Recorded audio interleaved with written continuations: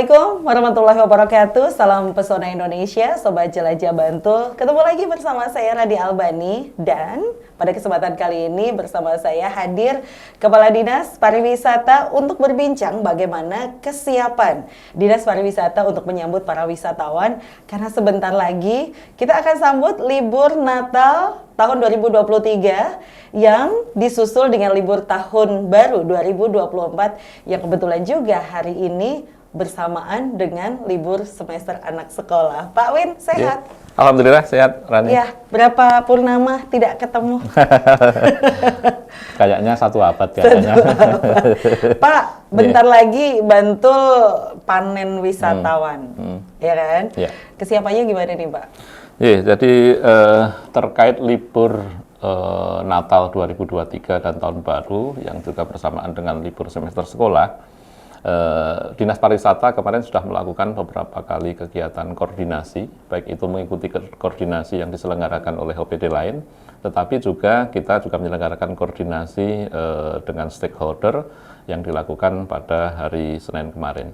Nah, ada beberapa hal yang bisa kita lakukan, salah satunya adalah tentu kita melakukan upaya-upaya agar wisatawan di Bantul ini bisa nyaman, tentu salah satunya aksesibilitasnya kita perhatikan, sehingga koordinasi dengan Polres, dengan Dinas Perhubungan menjadi salah satu yang sempat dikomunikasikan, termasuk jalur yang beberapa waktu lalu di Cinomati, kemarin di Google Map-nya sudah diinformasikan dari Disub untuk diberikan tanda bahwa itu jalan yang berisiko. Artinya itu disiapkan secara dini, itu secara aksesibilitas, lalu dengan Polres tentu nanti pada saat terjadi penumpukan wisatawan disiapkan terkait dengan alih arus lalu lintas untuk diberikan jalur yang alternatif ketika terjadi penumpukan.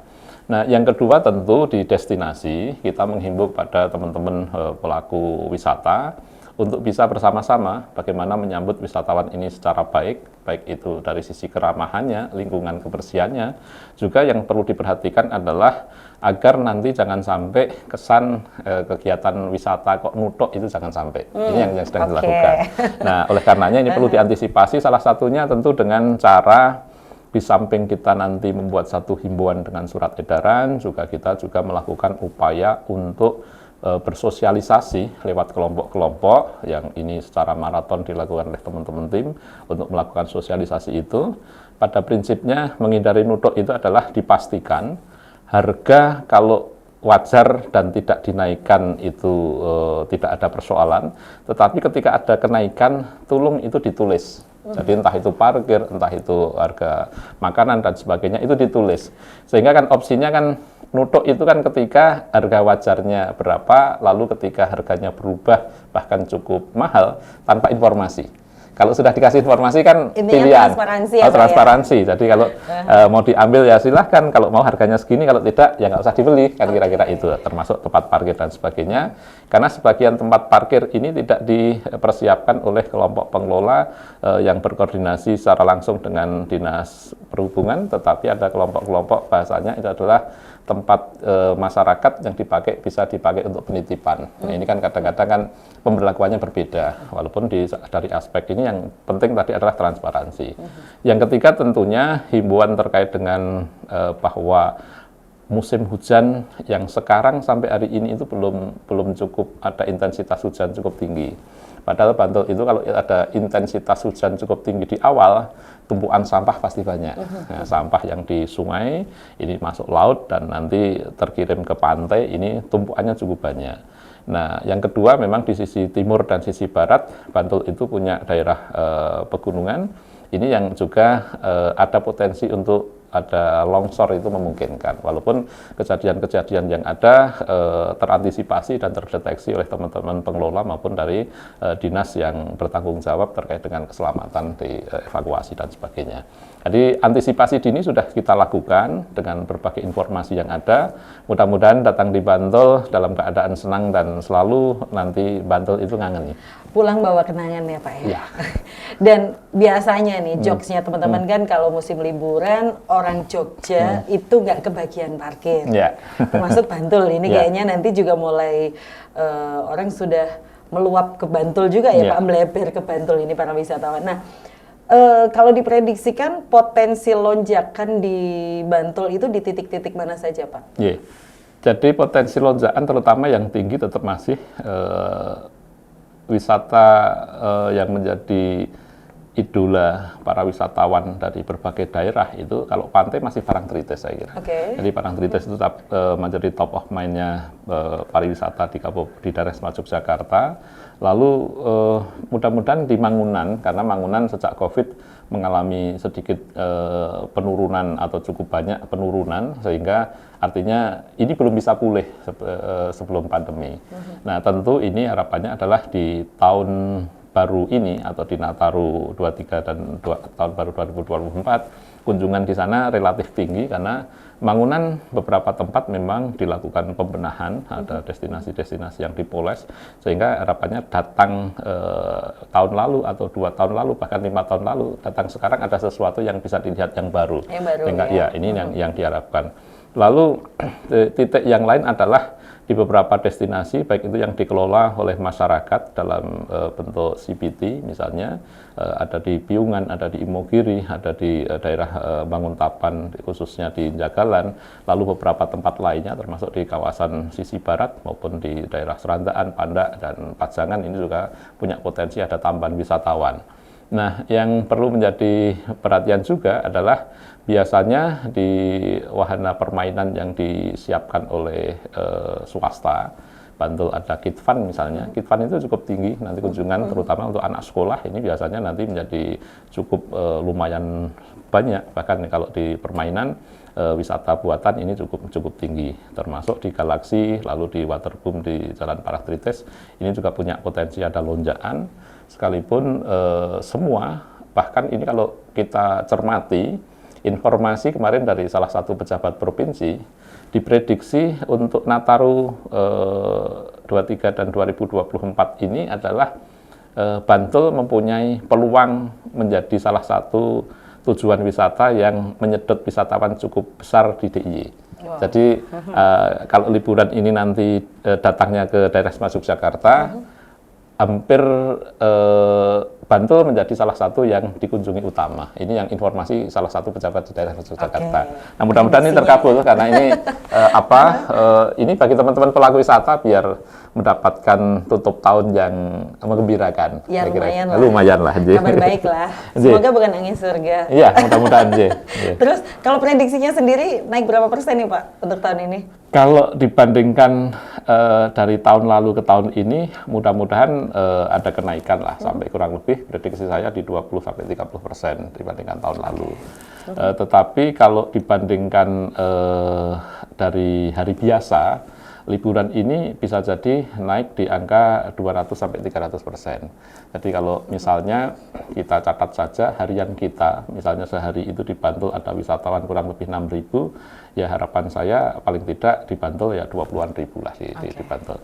Bahkan ini bisa lebih, karena kita prediksikan bahwa kalau nanti kita bagi dengan yang ada di desa-desa wisata, prediksi kami nanti di 10 hari atau 12 hari terakhir, jadi mulai 22 sampai tanggal 2 Januari, kita prediksikan sampai di angka 400 sampai 500 ribu. Mulai hari ini berarti? Iya, mulai hari ini. Okay.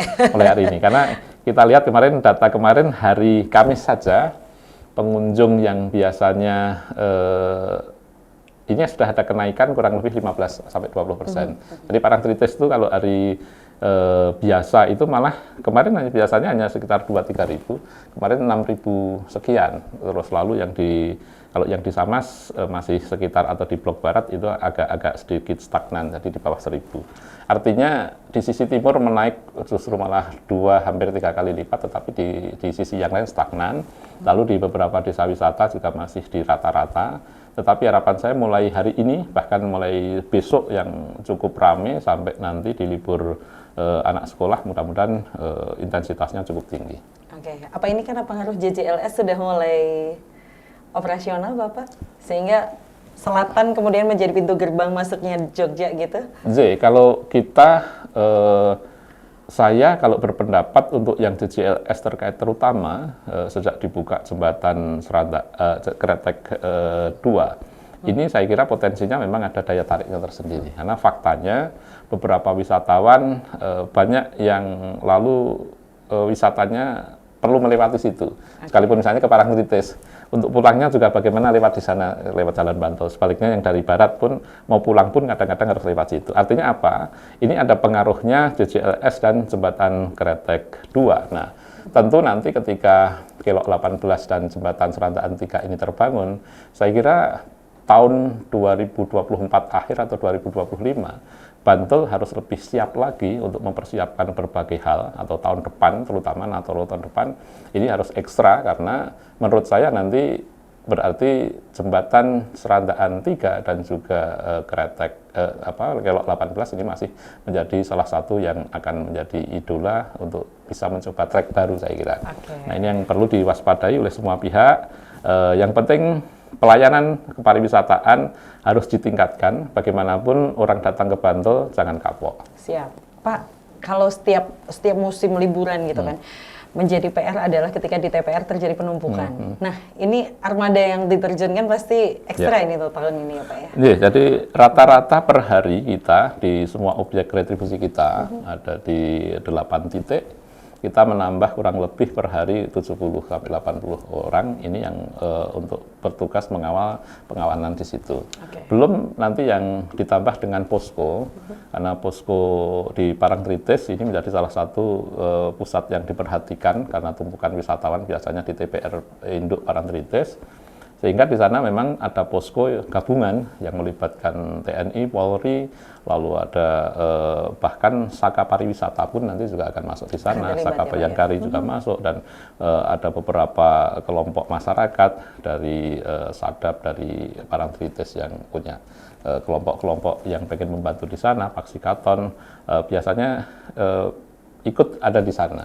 Sehingga ini menjadi salah satu kekuatan kita, di samping Dinas Pariwisata dalam hal ini Pemda Bantul mempersiapkan tambahan personil, tetapi kelompok-kelompok lain ini sangat mendukung karena melihat bahwa bagaimanapun wisatawan harus diperlakukan sebaik mungkin, artinya harus dibuat senyaman mungkin gitu. Jadi kalau ada kurang-kurangnya kelompok masyarakat saking cintanya dengan Bantul juga siap untuk mensukseskan agar pelaksanaan pariwisata di Bantul lebih baik lagi. Ya. Ada antisipasi khusus nggak Pak untuk memecah penumpukan wisatawan agar nanti tidak hanya di satu titik? Karena kan tadi Bapak Ngentiko bahwa top of mind-nya tetap Parangtritis, tetapi ada antisipasi nggak supaya wisatawan nggak tertumpuk di satu titik saja? Jadi memang kita mulai mengembangkan informasi, baik itu yang sudah lewat media sosial kita, tetapi juga paling tidak di beberapa kegiatan promosi kita, misalnya Laguna Depok ini kan beberapa kali dipakai oleh event Pemda Bantul. Artinya apa? Ke Parangtritis tidak identik dengan ke pantai saja, tetapi ada tempat lain yang bisa dikunjungi untuk di tempat-tempat tertentu, termasuk di Gumuk Masir. Sementara di blok barat juga Pantai Baru, Gua Cemara, dan beberapa pantai lainnya cukup bagus untuk bisa dikunjungi, yang rata-rata dia di sana cukup lebih longgar daripada di jalur di sisi timur. Nah, beberapa tempat yang lain juga kita harus menyampaikan di Bantul ini dari 50 desa wisata, ada 12 desa wisata yang sudah terkurasi. Terkurasi itu artinya sudah dicermati, dinilai, dan 12 desa wisata ini punya paket wisata yang siap menyambut wisatawan, bahkan sudah ada fasilitas standar internasional seperti toilet duduknya sudah ada, guide lokalnya sudah ada. Artinya mulai dikembangkan bahwa wisata di Bantul tidak identik harus ke pantai, tetapi bisa di wisata-wisata yang dikelola masyarakat, yang itu dilakukan berbasis CBT, dan ini sudah disiapkan. Sekalipun kami sebut 12 desa wisata yang terkurasi, sebenarnya prediksi kami ataupun analisis kami dari 50 itu 30 sampai 32 sebenarnya layak untuk dikunjungi. Tapi memang kemarin yang prioritas 12 itu karena memang sudah punya paket wisata untuk menginap dan bahkan layak untuk mancanegara. Nih, ini yang menarik nih. Artinya bahwa apalagi bagi wisatawan yang berasal dari kota, menikmati suasana khusus, suasana syahdu di desa wisata gitu ya, sambil ngeteh loh Pak. Boleh ya, siap. Pak, boleh di-spill dong atraksi-atraksi khusus yang disiapkan untuk Ya. menyambut wisatawan. Sambil ngeteh mau Iya, nggak, Pak? iya. Jadi untuk Bantul tahun ini terinformasi kemarin ada 11 titik yang melakukan atraksi. Oke. Ya, termasuk salah satunya ya di Pantai Gua Cemara, lalu ada di kawasan Piungan, ya, di GBL Gerbang Mayu Langit, Gunung Wangi juga ada malam tahun baru, di Mangunan ada di 2 titik juga, lalu di beberapa tempat lainnya termasuk di Rosin biasanya malam tutup tahun baru juga ada kegiatan event event khusus, khusus. Jadi ada 11 titik ini bagian dari yang tadi memecah kebuntuan malam tahun baru tidak harus dinikmati di kota Yogyakarta. Tapi Bantul juga punya beberapa event yang bisa didatangi, yang kalau puncak sosok sih nggak usah dipromosikan, menurut saya hampir setiap bukan setiap akhir tahun, tapi setiap akhir pekan pun selalu ramai. Ada event di sana. Ada event rutin di sana. Tetapi di beberapa tempat yang lain ini juga ada, tetapi khusus yang malam tahun baru kan kita sampaikan. Kayak GBL itu kan sebenarnya kan tidak hanya khusus malam tahun baru, tapi di setiap bulannya, setiap minggunya juga ada event di sana. Nah, ini yang perlu kami aturkan ke teman-teman, sehingga sekalipun datang ke Parangtritis menjadi salah satu tujuan utama, tetapi kita punya, khusus malam tahun baru punya beberapa event. Bahkan besok pagi gitu misalnya, yang mau berlibur hari Minggu, tanggal 24 ya, hari Minggu 24 itu di Pantai Gua Cemara juga atas inisiasi kerjasama dengan teman-teman komunitas Kicok Lesung, ada festival Kicok Lesung di sana. Yang ini artinya bisa ditonton secara bebas atau artinya gratis, kecuali masuk retribusi dan parkir. Lalu pagi ini pun ada ibu-ibu di Gua Cemara juga ada kegiatan senam ternyata. Wis. Bu Bupati ada di sana juga, artinya Saya nyesel Pak nggak ikut sana. jadi artinya apa? Artinya untuk menikmati liburan di Bantul itu saya kira punya opsi-opsi yang ada bisa banyak pilihan, ya, pilihan ya. banyak, ya. Oke, Pak, terakhir nih, kesiapan desa wisata khususnya homestay aman? Karena biasanya kan Ya. kalau musim libur panjang seperti ini hotel-hotel naik Ya. ya Pak ya harganya. Homestay di desa wisata gimana Pak? Homestay desa wisata Bantul hari ini punya 306 homestay dengan kapasitas 1060 kamar. Tetapi yang memang relatif aman ini kurang lebih hanya 600 kamar.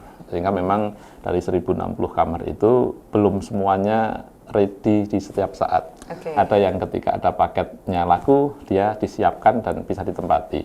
Tetapi kurang lebih 600 kamar ada di misalnya di Tembi jelas. Tembi itu hampir semua setiap saat siap. Di Mangunan ada 25 homestay dengan kapasitas lebih dari 70 kamar. Lalu 60 kalau nggak 70 kamar. Lalu di Mogiri, lalu di Pajangan, di beberapa tempat insya Allah homestay-nya ada yang selalu ready, termasuk di Kebon Agung dan sebagainya. Artinya kalau mau berlibur tidak harus melihat suasana kota, di desa-desa wisata di Bantul juga dimungkinkan untuk tinggal di sana beberapa hari, dan di buku kita, di buku informasi termasuk di Jelajah Bantul, web kita, insya Allah ada beberapa informasi yang bisa diunduh di sana atau dilihat di sana, kesiapan terkait dengan mana saja loh yang punya kegiatan wisata, lalu homestay-nya ada, termasuk persiapan. Ini mudah-mudahan nanti menjadi salah satu referensi bagi para wisatawan yang datang ke daerah Yogyakarta, khususnya ke Bantul, bahwa ada opsi lain di desa wisata yang saya kira lebih unik dan lebih bisa menikmati suasana, dan harganya memang relatif lebih murah. Lebih terjangkau. Terjangkau karena beberapa homestay di desa wisata hanya kurang lebih 150 sampai 200 ribu untuk 2 orang. Oke. Dapat sarapan pagi dan teh panas itu. Yang menunya tradisional. Tradisional insya Allah. Ya. Artinya ada satu value, experience, apalagi kalau bawa putra-putri gitu kan. Ini loh hidup di desa tuh seperti ini. Gitu. Ya, betul. Dan homestay pasti harus interaksi dengan Yes. pemilik rumah gitu. Toh dari Bantul ke titik-titik lain di kabupaten lain pun juga dekat gitu Dekat, kan Pak? iya. Akses Iya, iya. ke sana juga dekat gitu Rata-rata ya. Bantul terjauh ke Yogyakarta hanya 40 menit. Yang lainnya malah ada beberapa tempat seperti Tembi ya 15 menit sampai dan sebagainya. Artinya mau ke Jogja pun tidak harus nginep di Jogja, tetapi di Bantul siap, dan beberapa titik wisatawan di Bantul juga akan terdukung jalan jarak yang relatif pendek. Siap. Terakhir Pak, sebelum closing, himbauan untuk para calon Ya. wisatawan sebelum ke Bantul. Yeah. Yang pertama tentu kami menghimbau satu di penutup akhir tahun ini kita harus mewaspadai terkait dengan cuaca. Artinya berwisata yang aman, yang sehat, yang juga ramah dan juga menyenangkan, ini harus ada kerjasama antara pengelola dengan para wisatawan. Sehingga tempat-tempat yang sudah ada rambunya, misalnya ada sisi tebing untuk tidak bersandar di pagarnya dan sebagainya, untuk diperhatikan agar tidak terjadi hal yang tidak diinginkan, termasuk mengantisipasi cuaca agar nanti pada saat berwisata jangan sampai sudah sampai tetapi hujan deras nggak bisa menikmati. Nah, ini harus diperhatikan agar nanti bisa diatur opsi-opsi untuk mau kemana. Atau kalau tempat terbuka hujan deras nggak enak untuk wisata, tapi di beberapa tempat ada yang indoor dan sebagainya bisa dinikmati. Yang kedua tentu Bantul masih setiap kali kita ingatkan wisatanya kita himbau untuk wisata ke pantai, jadi bukan ke laut, karena laut kita itu cukup berisiko untuk bermain air di laut. Tetapi ke pantai, bukan ya, ke pantai laut ya. Ke pantai itu penekanannya adalah ke pantai. Ke pantai itu adalah batas laut dengan daratan itu adalah pantai.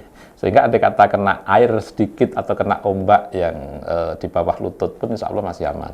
Tetapi kalau masuk ke agak berdalam, bermain air lebih dari sepinggang, itu saya kira resikonya cukup tinggi. Nah, ini yang mohon untuk dihindari. Sehingga itu yang ketiga, tolong untuk nanti jangan sampai nanti ketika tadi sudah kita sampaikan, kebetulan misalnya pas liburan kalau ada hujan intensitasnya tinggi 1-2 hari berturut-turut dalam durasi lama, kalau ada sampah di kawasan pantai, jangan dijustify bahwa ini Bantul kok kumuh. Tetapi memang kami sudah menyampaikan, sampah yang terbawa oleh arus sungai itu biasanya untuk dibersihkan oleh teman-teman kami yang jumlahnya lebih dari 50 orang itu, biasanya kurang lebih bisa sampai 8-2 minggu. Karena apa? Jumlah sampahnya itu terendah dalam satu kiriman di musim awal, itu yang kita catat adalah 60 ton kira-kira. Terbanyak pernah 94 ton. Itu sampah kiriman ya, sampah Pak, kiriman ya? dari Bukan sungai. Sampahnya Bukan sampah asli, wisatawan, bukan sampah wisatawan. Bukan sampah asli pantai ya, gitu kan. Jadi itu yang harus dicatat, sehingga setiap hari pasti teman-teman kami ekstra, tetapi memang butuh waktu beberapa hari, nggak bisa sehari selesai. Itu yang mungkin perlu kita informasikan. Lalu yang terakhir, kami juga menghimbau, karena ada indikasi bahwa ada COVID sekarang, termasuk di Bantul, tercatat datang kemarin. lagi Pak dia? Datang lagi gitu, nggak permisi tapi sudah datang. Terindikasi Bantul ada 13 yang kena, yang sekarang diisolasi baik di rumah maupun di tempat rumah sakit. Yang di rumah sakit bukan karena parah, tapi memang karena beliau berobat ada tindakan penyakit lain, tapi setelah dicek ternyata terindikasi COVID. Lalu yang di rumah sebenarnya relatif ringan, tetapi agar tidak menyebar disuruh isolasi. Artinya sekalipun COVID yang sekarang itu tidak sedahsyat ataupun seberisiko dulu, tetap kita harapkan sesuai himbauan kemarin Kepala Dinas Kesehatan untuk di tempat-tempat berkerumun, ya diharapkan tetap dihimbau untuk memakai masker. Minimal untuk cuci tangan dengan sabun dibiasakan kembali agar sedini mungkin menghindari COVID. Karena indikasinya kalau COVID ini tidak berisiko kepada orang yang sehat, artinya yang fisiknya bagus, tetapi bagi yang punya komorbid ini tetap ada risikonya. Nah, jangan sampai akibat kelengahan kita ini lalu menyebabkan hal-hal yang tidak diinginkan. Nah, kira-kira itu saja yang kita harapkan. Kerjasama, selamat berlibur di Bantul, mudah-mudahan datang di Bantul menyenangkan dan pulang dengan penuh kenangan, karena Bantul itu memang ngangeni. Asik. Matur nuwun Pak Win makasih, untuk bincang pagi ini. Ya, makasih. Dan Sobat Jelajah Bantul, demikian bincang saya bersama Bapak Quintarto Heru Prabowo, Kepala Dinas Pariwisata Kabupaten Bantul. Intinya satu, Bantul menanti Anda untuk datang dan berbagi cerita. Saya Rani Albani, salam pesona Indonesia. Wassalamualaikum warahmatullahi wabarakatuh. Waalaikumsalam.